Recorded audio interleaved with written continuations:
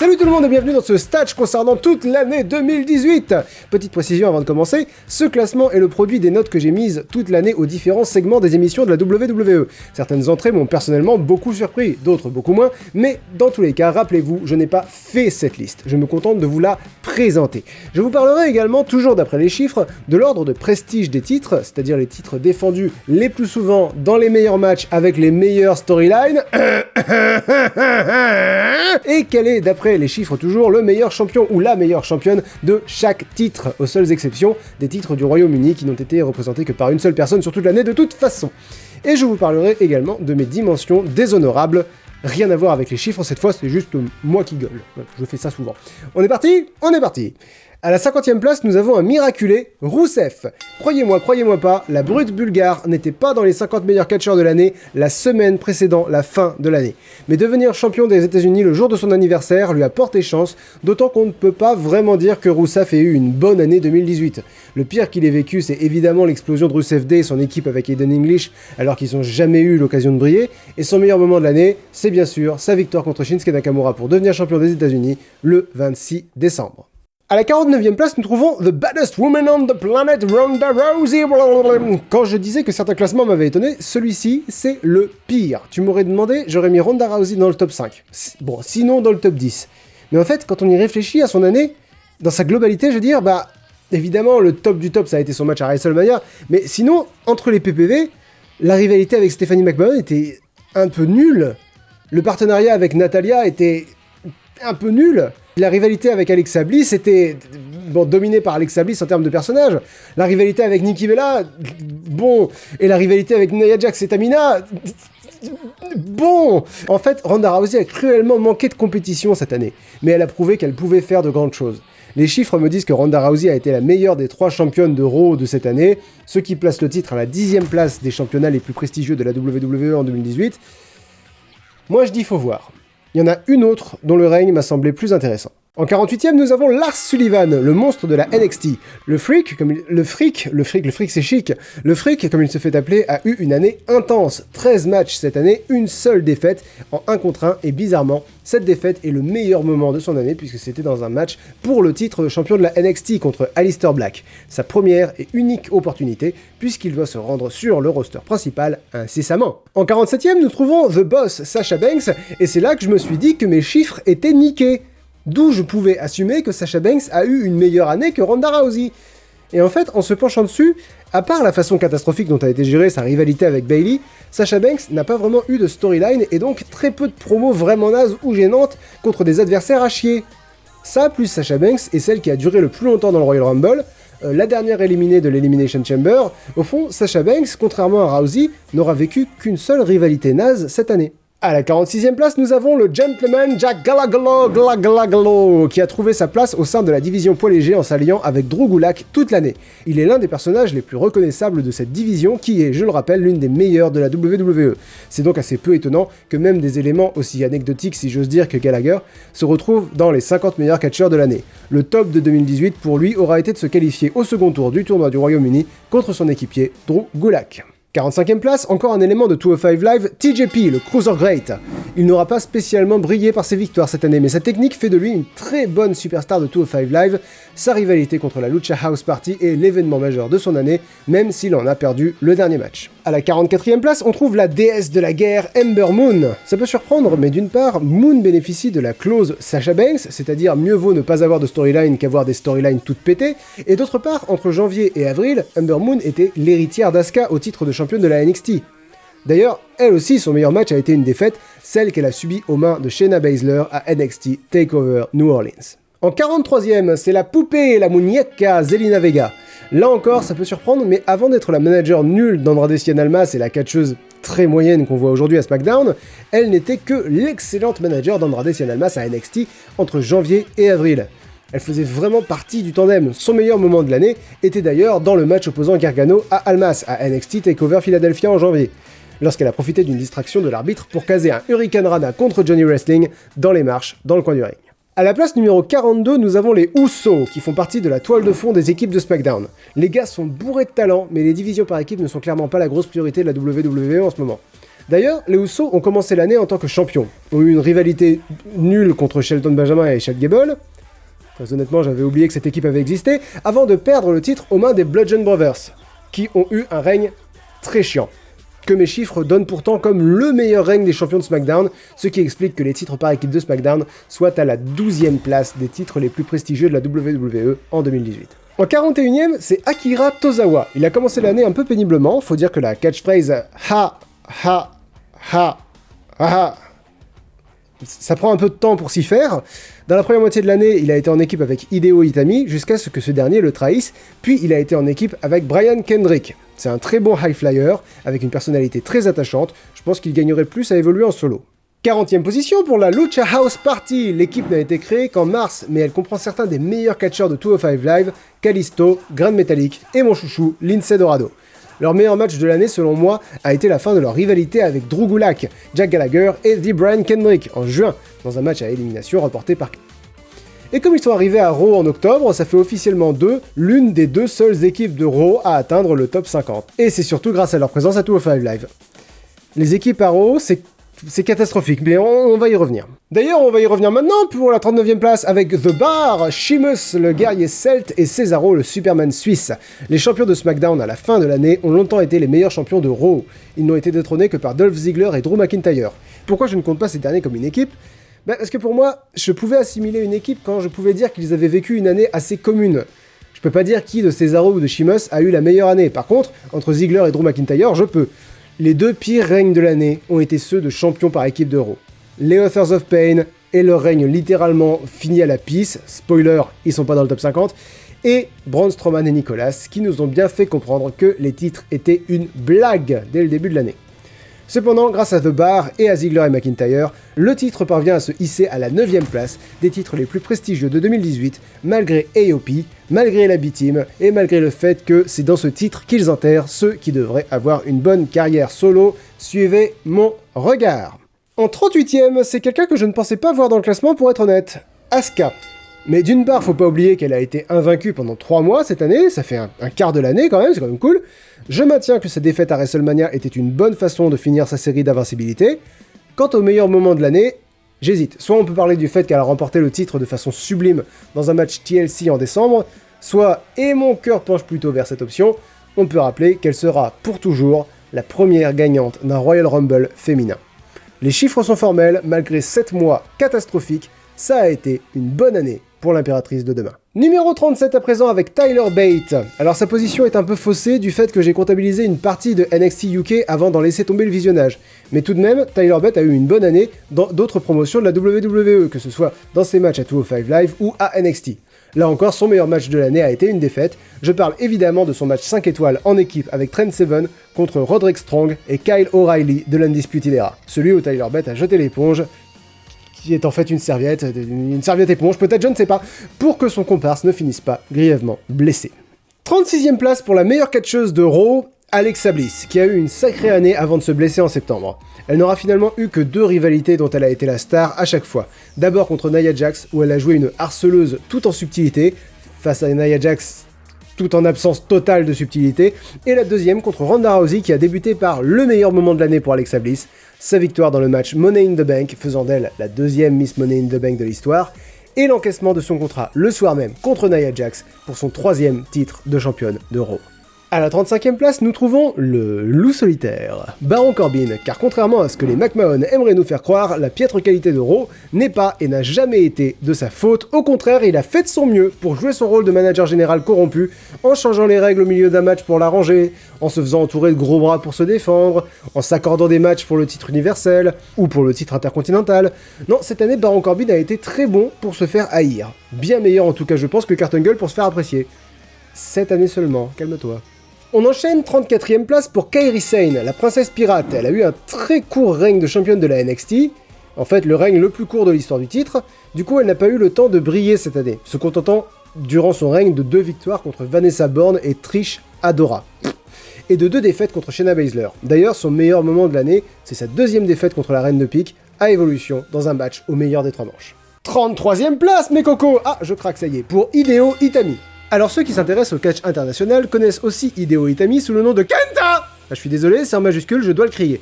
Je sais pas pourquoi, il y a plein de noms en majuscules chez les japonais, mais bon... Donc... Hideo Itami a traversé 3 phases dans sa carrière. La légende Kenta de Noah et de Ring of Honor, le brillant Hideo Itami de NXT, et il paraît que c'est une légende Hideo Itami de 205 Live. Parce que dans cette division, il n'est jamais qu'un nom parmi d'autres. Le 4e meilleur heel de la division poids léger de la WWE en 2018. Alors, comme beaucoup de gens dans ce classement, il est bien classé, mais il pourrait l'être mieux. Son meilleur match a été contre Mustafa Ali dans un Falls Count Anywhere, le 23 octobre, qui s'est soldé par la victoire de Mustafa Ali. Je sais pas ce que j'ai avec les défaites.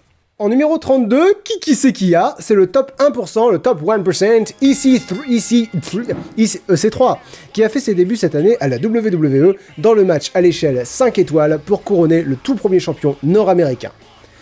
Commencer avec un match 5 étoiles, c'est difficile de faire mieux derrière, et effectivement, c'est son meilleur match de l'année.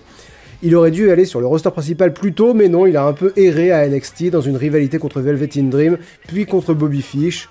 Voilà, des 6 catcheurs destinés au roster principal, c'est celui dont je doute le moins du succès, de lui, qu'il va s'en sortir. Numéro 31 pour le drifter Elias. On va attaquer l'éléphant dans la pièce directement. Elias n'est pas un bon catcheur. Il ne doit sa place qu'à son talent vraiment particulièrement bon au micro. Il peut se mettre la foule dans la poche en quelques secondes. S'il était capable de faire pareil une fois que la cloche sonne, Elias serait le meilleur élément de Raw. Mais il en est très loin.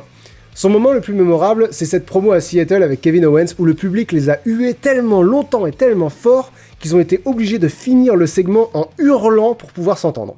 Numéro 30, on retrouve une autre équipe de SmackDown, en fait l'équipe la mieux classée de SmackDown, le New Day. Il y aura vraiment eu 3 équipes stars à SmackDown, les Usos, The Bar et le New Day. Malheureusement, aucune de ces 3 équipes n'a eu le temps de vraiment élever le niveau des ceintures par équipe de SmackDown, qui est donc le 12e titre le plus prestigieux de l'année, donc le 2e titre le moins prestigieux. Et c'est en grande partie dû au fait que les Bludgeon Brothers ont trusté les ceintures pendant 20 semaines, ce qui fait d'ailleurs d'eux les champions de l'année, un peu par défaut. D'ailleurs, le grand moment des New Day, ça a été quand ils ont récupéré les ceintures des mains des Bludgeon Brothers dans un match sans disqualification à SmackDown. On atteint le numéro 29 avec quelqu'un qui est pourtant passé totalement à côté de son année, le roi du strong style, l'artiste Shinsuke Nakamura. Il a commencé 2018 dans un feu d'artifice en remportant le Royal Rumble, ce qui a lancé sa rivalité avec AJ Styles, qui a été cordiale, jusqu'à WrestleMania où Nakamura a décidé que la cordialité c'était pas vraiment son truc et a laté les noix d'AJ. Avril, mai et juin ont été les meilleurs mois de l'année de Nakamura, où il a redéfini son personnage comme un casse-noisette sournois, mais très drôle, jusqu'à son meilleur match de l'année, le Last Man Standing contre AJ Styles à Money in the Bank, match qu'il a évidemment perdu. Ensuite, il est devenu champion des États-Unis et il a disparu. Mais vous voulez savoir ce qui est le plus déprimant? C'est que les chiffres indiquent qu'il a été le meilleur champion US de l'année. En même temps, qui a été un meilleur champion des États-Unis que Nakamura cette année? Jinder Mahal? Randy Orton? Non, ben voilà, ça explique que la ceinture soit la moins prestigieuse de 2018. Avec une marge assez solide. Numéro 28, cette fois, avec qui donc? Avec Tony Nese, le 3e meilleur méchant de 205 Live, qui a eu 2 excellents matchs, vous le savez, ce sont les 2 matchs dont j'ai parlé dans le stage d'octobre, et si je ne devais citer qu'un seul de ces 2 matchs, ce serait celui contre Cedric Alexander. Tony Nese deviendrait champion Cruiserweight en 2019, que ça m'étonnerait pas. À la 27e place, on retrouve une catcheuse dont la place m'a d'abord surpris puis un peu déçu en fait, Candice LeRae. Alors, c'est une très bonne catcheuse, mais qui a atteint cette place en grande partie grâce à la place qu'elle a occupée dans la rivalité de son mari Johnny Gargano. Vous voyez ce que je veux dire? Difficile d'assumer de donner la 27e place à une catcheuse qui a eu 7 matchs télévisés cette année, et qui en a gagné 2. Sa performance que j'ai préférée en 2018, c'était quand elle a interpellé Tommaso Ciampa pour lui dire qu'elle ne le reconnaissait plus. Enfin, ce que ça veut surtout dire, c'est qu'elle a énormément de potentiel. D'ailleurs, c'est même ma favorite pour détrôner Shayna Baszler. 26e position pour le futur de SmackDown Live, El Idolo Andrade Cien Almas. Si, señor. Alors, on va pas se mentir non plus, si Almas est 26e, c'est pas tant pour ce qu'il a fait à SmackDown que parce qu'il a été, d'après les chiffres toujours, le meilleur champion de la NXT cette année. Mais bon, les chiffres, qu'est-ce qu'ils savent? Ils savent que le gars sûr d'aider, il a été champion 3 mois cette année, et qu'en 3 mois de temps, il a remis son titre en jeu 3 fois dans 3 excellents matchs, dont le 5 étoiles contre Johnny Gargano à NXT TakeOver Philadelphia. Évidemment, son meilleur match de l'année. J'ai hâte qu'ils exploitent ce potentiel à SmackDown, mais vu comme il est toujours placé relativement haut dans le roster, je pense qu'on peut rester optimiste. Avant d'attaquer la deuxième moitié du classement, si on se penchait un peu une seconde sur quelques mentions déshonorables. Ah, j'en ai 10. Ah, donc allez, disons les 5 mentions les moins déshonorables. Donc on commence par le 10e en partant du bas. Baron Corbin. Mais tu viens de dire qu'il était très bien. Ta gueule, moi. Ta gueule. Bon, le gros souci de Baron Corbin, c'est d'une part que ça a trop duré, et d'autre part qu'on l'a trop vu. Que tout a trop tourné autour de lui. Toute proportion gardée, c'est un peu comme John Cena au début des années 2000. J'ai jamais rien eu contre le personnage ni l'interprétation de John Cena, mais il y a un moment, ça sature. En 9ème place, en partant du bas, Banks et Bayley. Mais t'avais dit que Sasha Banks... Mais ta gueule! La rivalité entre Sasha Banks et Bayley aurait dû être aussi bonne, sinon meilleure, que leur rivalité à NXT. Et qu'est-ce qu'on a eu? 3 faux heel turns, 2 côté Banks, 1 côté Bayley, et un segment de thérapie, vraiment pas drôle, pour qu'elles finissent en équipe. Elles ont intérêt à devenir les premières championnes par équipe pour que tout ce bordel ait eu un intérêt. Idéalement avec un heel turn bien sympa à la clé. 8ème place en partant du bas, mention déshonorable à toutes les équipes de Raw.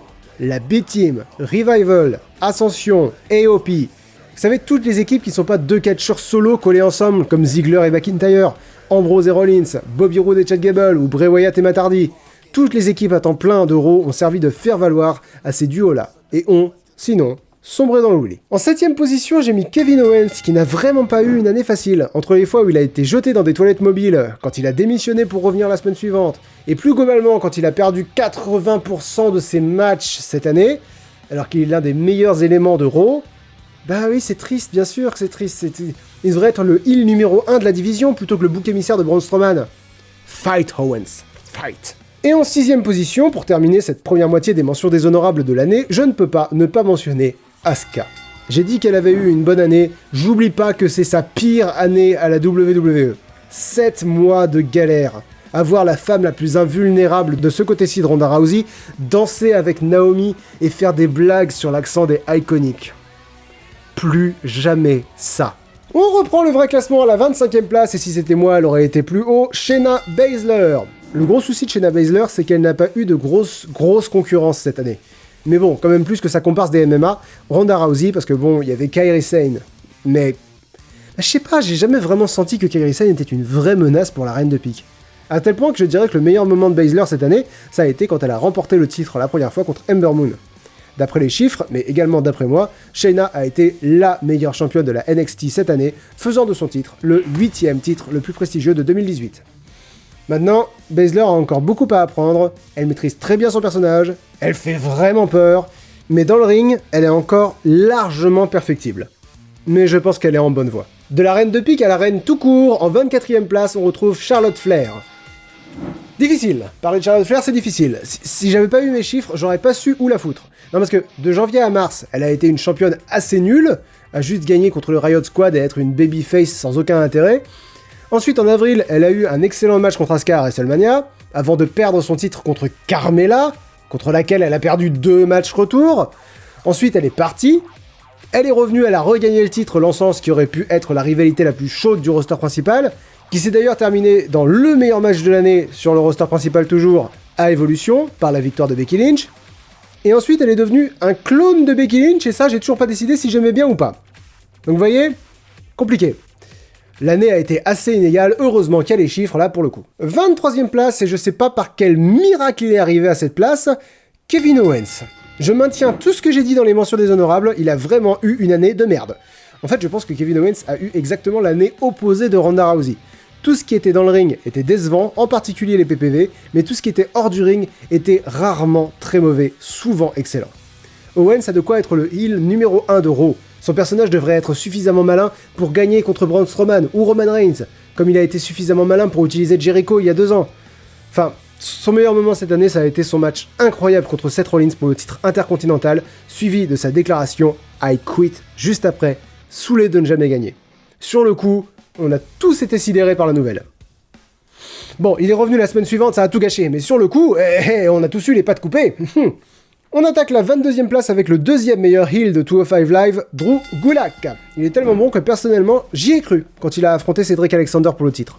Son règne avait déjà beaucoup duré et comme Buddy Murphy et Mustafa Ali s'y étaient déjà pété les dents, j'étais persuadé que Gulak pourrait être un successeur intéressant. Leur rematch en septembre à 205 Live aura d'ailleurs été son meilleur match cette année, d'après moi. Alors à la 21e place, on a la machine de soumission samoane, Samoa Joe. Beaucoup vont me dire que Samoa Joe n'a pas la place qu'il mériterait, mais ces gens-là ne se rendent pas compte que tous les catcheurs du roster ne peuvent pas être dans le top 10, ni dans le main event. Et surtout, ils ne se rendent pas compte que ce n'est pas celui qui a la ceinture qui est le meilleur. Samoa Joe n'a pas touché le bout du kiki d'une ceinture cette année, mais ça n'empêche qu'il est excellent. Sa rivalité avec AJ Styles a d'ailleurs été l'une des meilleures rivalités de l'année sur le roster principal. En tout cas, la meilleure rivalité de SmackDown. Peu de moments m'ont donné des frissons cette année, mais Samoa Joe qui étrangle AJ Styles, se relève, agrippe la caméra pour parler directement à la femme de ce dernier en hurlant « Oh Wendy !» Malgré 3 très bons matchs entre les deux hommes, ça a été le meilleur moment de Joe cette année, d'après moi. 20e place pour The Man, la botteuse de meuf irlandaise Becky Lynch. Certains vont être choqués, la voyant dans le top 3, sinon dans le top 5, et à cela, j'aimerais rappeler que cette année, 2018 a commencé en janvier, et s'est terminé en décembre. Alors effectivement, j'ai vérifié, si l'année avait commencé en août, elle serait 3e. Mais on va quand même pas prétendre qu'elle a pas pataugé dans la merde pendant la première grosse moitié de l'année. C'est d'ailleurs ce qui rend son personnage génial. Éliminé par Ruby Riott sans cérémonie en plein milieu du Royal Rumble, éliminé hors cadre pendant la Battle Royale féminine dans le kick-off de WrestleMania. Elle se retourne contre Charlotte Flair à SummerSlam en août, et là son histoire commence, jusqu'à son meilleur moment de l'année, non pas le match contre Flair à Evolution, non pas le match où elle a gagné la ceinture à Hell in a Cell, mais le moment où elle a mené l'invasion de Raw, le visage en sang. C'est à ce moment-là, et donc en partie grâce à la négligence de Nia Jax, que Becky Lynch est devenue The Man. La meilleure championne de SmackDown, plaçant le titre à la 7ème place des titres les plus prestigieux de 2018, la femme la mieux classée de SmackDown, la femme la mieux classée de la WWE, et j'espère qu'au classement de 2019, je pourrai faire comme Becky Lynch et ne pas avoir à préciser son genre, et simplement dire la personne la mieux classée de la WWE. À la 19ème place, on trouve l'un des catcheurs qui s'est le plus amélioré d'après moi cette année, Velveteen Dream. Tu me diras, 19ème place, c'est jamais qu'une 19ème place, il y en a 18 meilleurs. Certes, mais ça fout le vertige quand on sait que le gars a disputé 25 matchs télévisés dans sa carrière. Il a 23 ans, 4 ans de carrière. C'est un bébé. Et il a déjà 4 matchs qui ont 4 étoiles ou plus selon Dave Meltzer. Dont d'ailleurs son meilleur match de l'année d'après moi, le match pour le titre de la NXT à TakeOver War Games contre Tommaso Ciampa. Match qu'évidemment il a perdu. Malheureusement, son personnage, largement inspiré de l'univers visuel de Prince, est très subtil et il y a toutes les chances pour que le roster principal ne sache pas le gérer. Mais s'il transforme l'essai, j'ose à peine imaginer ce dont le Dream sera capable quand il aura un tout petit peu plus de bouteilles. En 18ème position, c'est l'un des rivaux de Velveteen Dream cette année d'ailleurs, le seul et l'unique Ricochet, l'actuel champion nord-américain. Ce qui fout un peu le vertige là, c'est que, un peu comme le lièvre de La Fontaine, il s'est permis une petite sieste, il a acquis la 18ème place en 9 mois seulement, vu qu'il a débuté en avril. Chaud patate. En même temps, Ricochet est un fou furieux. Je crois qu'il est physiologiquement incapable d'avoir un match à moins de 4 étoiles. Qu'il soit en rivalité contre Adam Cole, Pete Dunne, Velveteen Dream, tous ces matchs ont été brillants. Le meilleur étant le match à NXT TakeOver Brooklyn, où il est devenu champion nord-américain contre Adam Cole. Baby. À la 17ème place, une année un peu en dents de scie pour le show-off Dolph Ziggler, même s'il faut bien reconnaître que ça a été une de ses meilleures années récentes. En fait, si Dolph Ziggler est aussi haut, c'est aussi parce qu'il a été très bien entouré, de Drew McIntyre d'abord, avec ou contre lui, et de Seth Rollins comme adversaire, pendant une grande partie de l'année. Leur match était souvent très bon, d'ailleurs je dirais même qu'à Raw, ça a été la meilleure rivalité de l'année. Son meilleur match, on ne change pas les traditions, est une défaite, celle qu'il a subie des mains de Seth Rollins à SummerSlam. Mais je ne peux pas passer sous silence le fait que, malgré le caractère bancal de l'équipe qu'il a constituée avec Drew McIntyre, ils ont été les meilleurs champions de Raw cette année.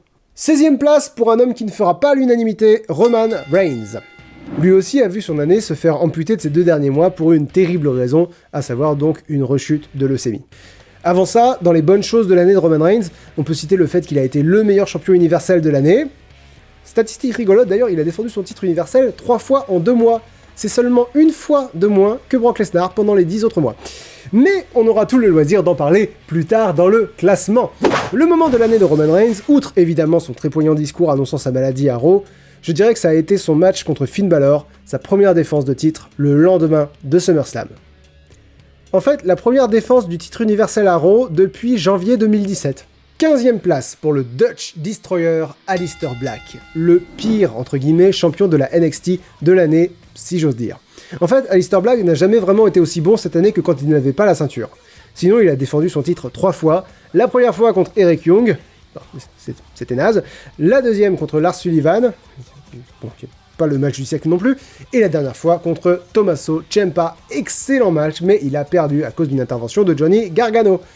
Concernant son meilleur match, j'ai hésité un peu avec le match où il a gagné le titre à TakeOver New Orleans, mais non, je dirais que c'est plutôt sa victoire contre l'homme qu'il a agressé, Johnny Gargano, à NXT TakeOver War Games. En 14e position, le psychopathe écossais Drew McIntyre. Sans conteste, le meilleur heel du moment à Raw, une moitié des meilleurs champions par équipe et surtout l'un des meilleurs retours de l'année. Non, parce que Drew était un jobber à la WWE jusqu'en 2014, puis il est parti sur la scène indépendante avant de revenir à la NXT en 2017, de vaincre Bobby Roode pour devenir le nouveau champion de la NXT, de perdre son titre en novembre 2017 pour revenir à Raw en avril 2018 pour devenir l'un des catcheurs les plus chauds à Raw en ce moment.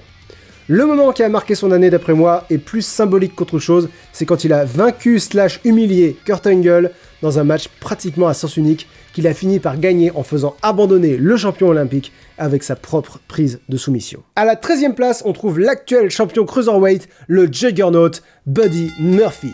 C'est pas faute de vous l'avoir répété, d'après moi, 205 Live a été mené par 3 gars cette année. Murphy, c'est le 3e de ces 3 gars.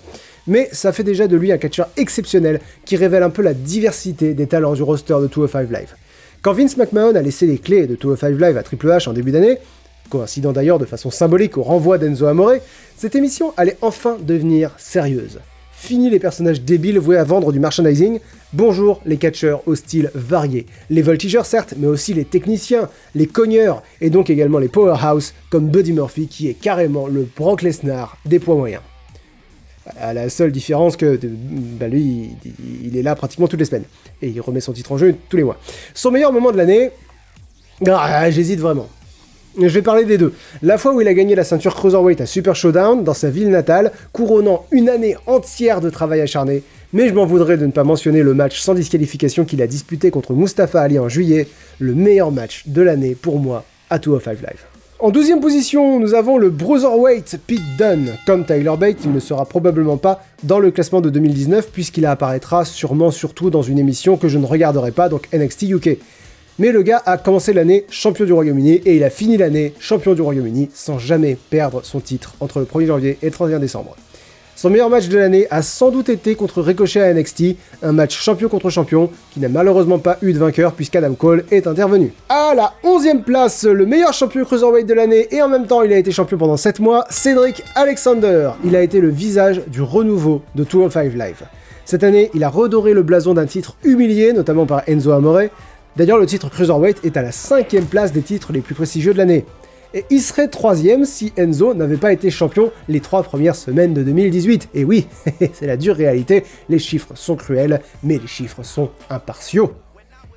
Que dalle, c'est moi qui mets les notes, c'est totalement partial. Mais bon, bref, le moment de l'année de Cedric Alexander, c'est sans doute sa première défense de titre contre Buddy Murphy en mai. Murphy était inarrêtable, il enchaînait les victoires, et sa défaite face à Alexander a cimenté la légitimité du Géorgien en tant que champion. On rentre dans le top 10 de 2018 avec fracas puisque 4 personnes entrent en même temps. Bobby Fish, Kyle O'Reilly, Roderick Strong et Adam Cole, baby!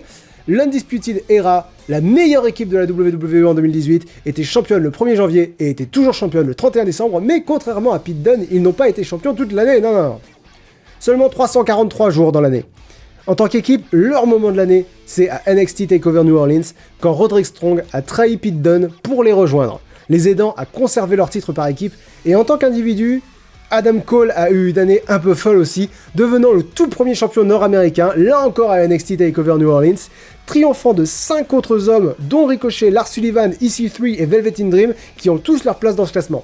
Bref, Kyle O'Reilly et Roderick Strong ont fait des titres par équipe de la NXT, le 2e titre le plus prestigieux de l'année. Adam Cole, meilleur champion nord-américain de 2018, a fait de ce titre le 4e titre le plus prestigieux de l'année, donc disons que... ouais, pour le coup, en 2018, ils ont vraiment choqué le système. Et ça, c'est incontesté.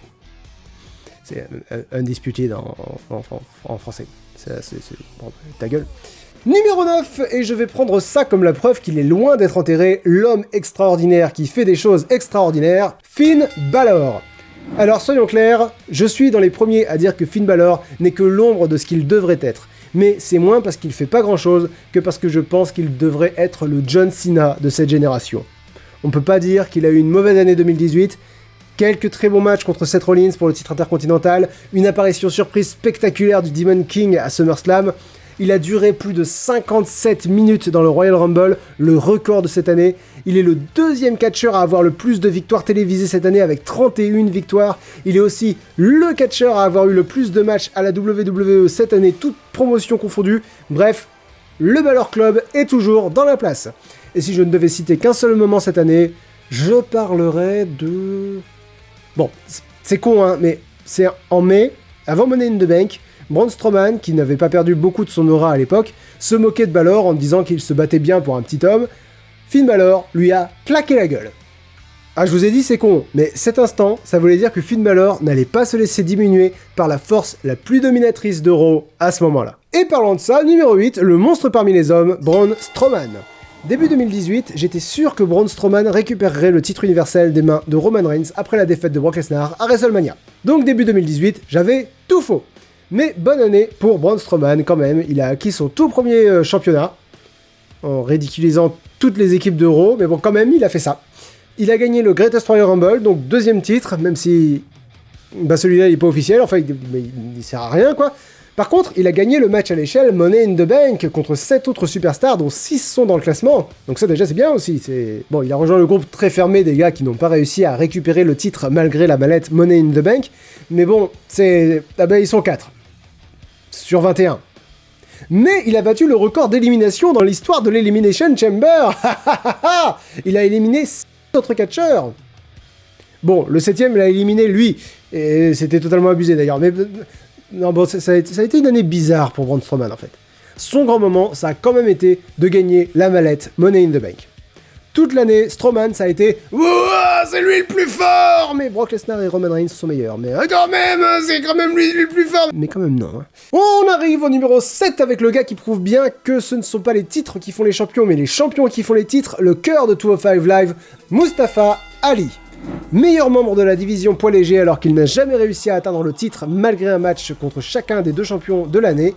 Ses rivalités avec Buddy Murphy, Cedric Alexander et Hideo Itami ont été les moments forts de toute l'année à 205 Live et j'ai peur que ça ne réussisse pas à prendre à SmackDown. Mais bon, l'avenir nous le dira. Son meilleur moment de l'année, il le partage avec Buddy Murphy, c'est donc le fameux match sans disqualification de juillet dont je vous ai déjà parlé. Sauf que lui, il l'a gagné. On revient à SmackDown parce qu'il y a un nom que vous avez trop peu entendu dans ce match, souvent éclipsé par les gens avec qui il était en rivalité, mais autant Samoa Joe et Shinsuke Nakamura sont entre la 20e et la 30e place de 2018, autant le phénoménal AJ Styles est 6e.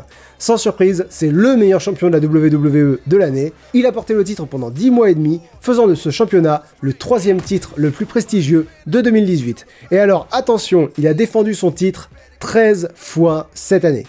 Mais vous connaissez le refrain maintenant, son meilleur match est un match qu'il a perdu, le match contre Daniel Bryan à TLC pour le titre de la WWE. Ces deux gars ont une excellente alchimie, et en même temps est-ce qu'on pouvait s'attendre à autre chose venant de deux catcheurs dont même les fans qui suivent d'autres fédérations que la WWE disent qu'ils font partie des meilleurs catcheurs de la planète. Alors les chiffres peuvent être étonnants, mais ils donnent la 5e place au Miz. Et en même temps, je dis surprenant, mais The Miz ne fonctionne pas comme les autres. AJ Styles a eu sa rivalité un peu daubée du fion en début d'année contre Sami Zayn et Kevin Owens. Braun Strowman a eu sa rivalité pourrie avec Kevin Owens, pas une bonne année pour Kevin Owens. Cedric Alexander a commencé l'année en jouant les faire-valoir d'Enzo Amore. Ce qui sauve The Miz, c'est qu'il n'a pas eu un seul mauvais mois de toute l'année.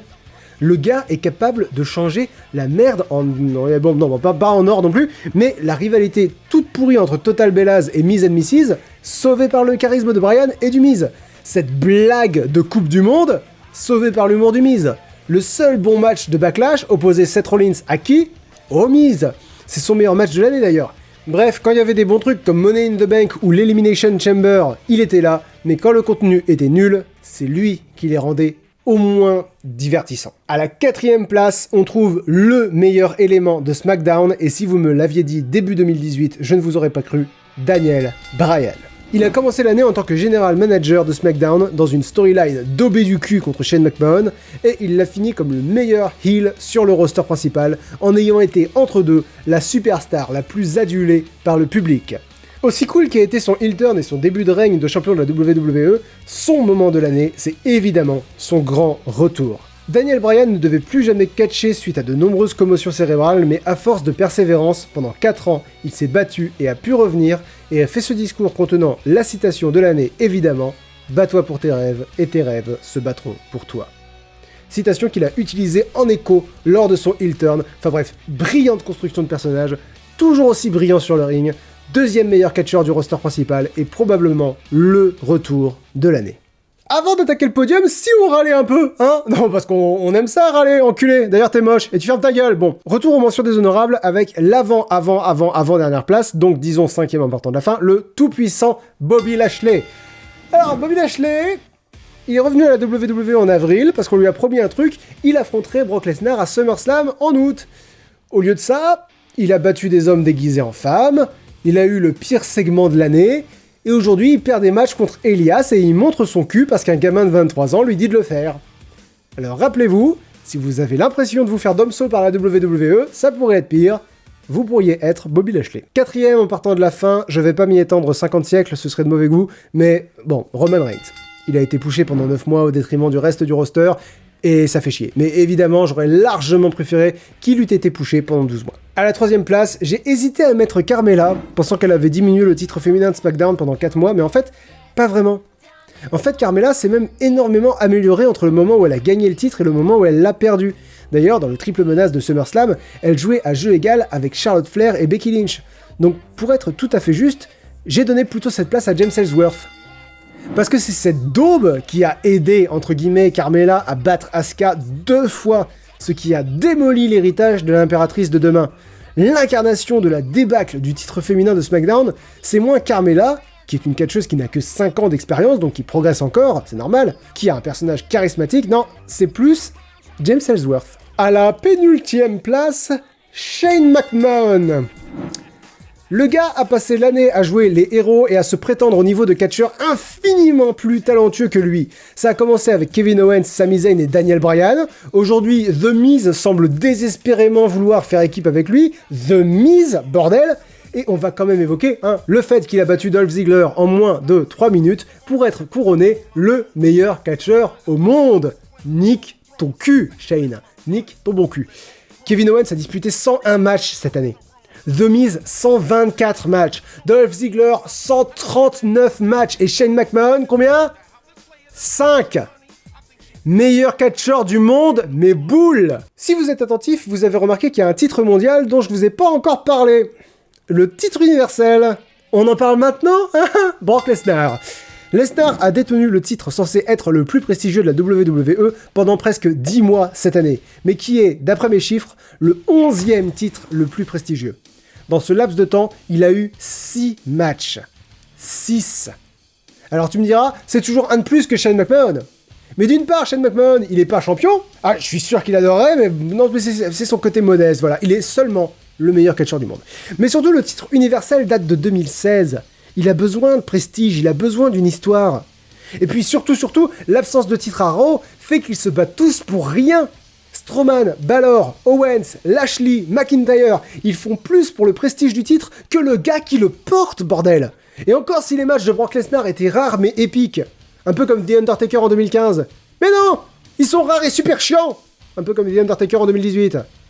D'ailleurs, j'ai pas parlé de mention déshonorable pour tout ce qui concerne la WWE et l'Arabie Saoudite pour une raison simple, pour moi on dépasse largement le cadre du catch pour parler politique.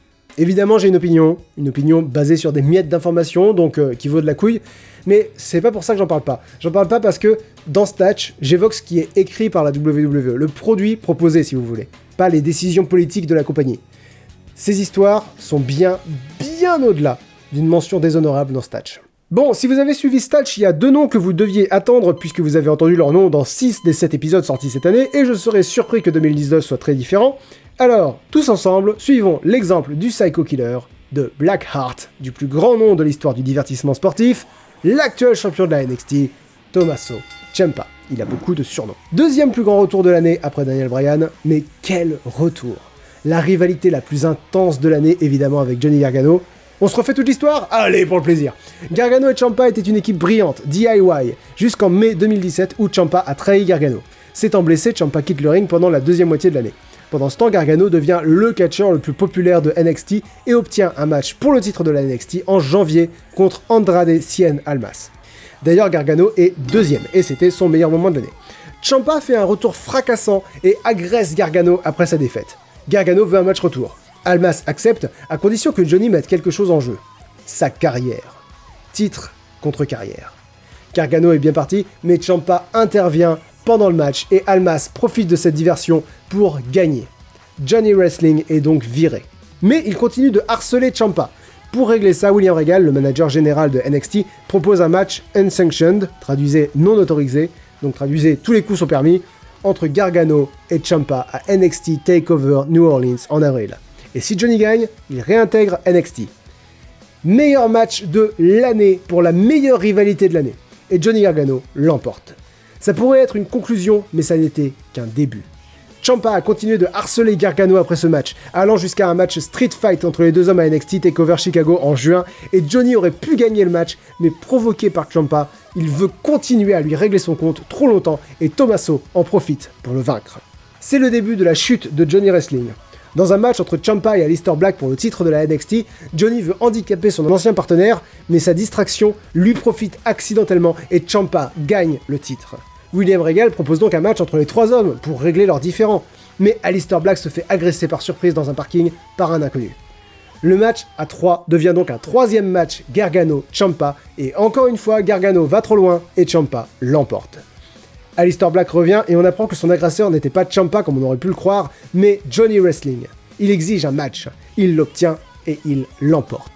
Il réclame ensuite un match contre Tommaso Ciampa pour récupérer le titre de la NXT, mais Gargano affirme que leur histoire n'est pas encore réglée et le défie dans un match en cage. Et pendant ce match, Tommaso Ciampa intervient pour aider Johnny, qui accepte son aide sans faire vraiment le fiero pour autant. Où on va à partir de là, je sais pas, mais je crève d'envie de savoir. Mais aucun de ces deux hommes n'a été le meilleur catcheur de l'année parce que vous aurez remarqué qu'il y a une ceinture dont j'ai pas encore parlé et je ne vous ai pas parlé du meilleur catcheur de Raw non plus, l'architecte évidemment, le régicide, Seth freaking Rollins. Il a été champion intercontinental pendant 26 semaines cette année et a défendu son titre 13 fois. C'est une semaine sur 2 et presque toutes ses défenses de titre ont été excellentes.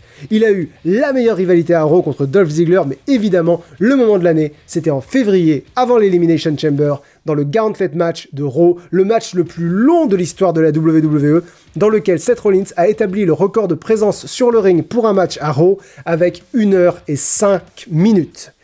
Gauntlet match durant lequel il a battu les deux Golden Boys de la WWE, John Cena et Roman Reigns.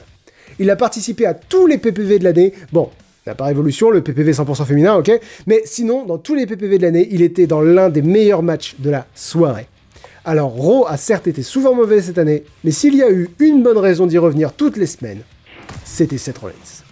Voilà, très longue vidéo, j'ai plus de voix, très longue vidéo cette fois-ci, mais en même temps, ça revenait sur toute l'année, donc c'est normal. Merci à tous de l'avoir suivi, on se donne rendez-vous bientôt pour les pronostics du Royal Rumble. J'espère que j'aurai pu reprendre les let's play sur Spider-Man et sur 2K19 d'ici là, sachant que cette vidéo m'a demandé beaucoup de travail. Merci à tous pour votre fidélité, si ça vous a plu, on se fait la même l'année prochaine. J'ai un petit peu modifié mon système de notation d'ailleurs, désolé de ne pas prendre en compte NXT UK aussi, mais ça prendrait trop de temps et je ne peux ni ne veux parler que de catch sur la chaîne. Bonne fin de journée à tous et à la prochaine, ciao!